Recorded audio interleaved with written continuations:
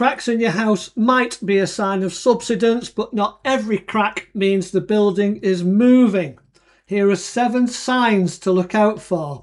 Firstly, new cracks appearing in walls, especially if they're getting wider or longer.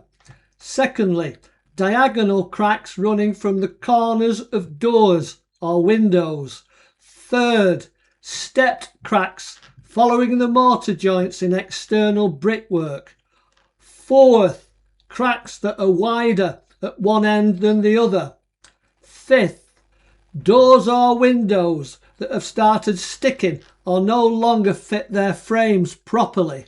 Sixth, cracks appearing both inside and outside in roughly the same part of the building.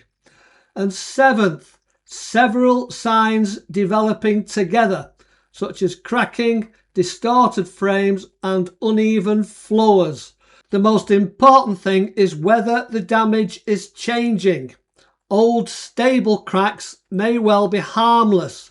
New or worsening movement needs closer investigation. So if you are concerned, visit subsidenceuk.co.uk and use the Subsidence check tool to help you assess the signs. Thanks for watching.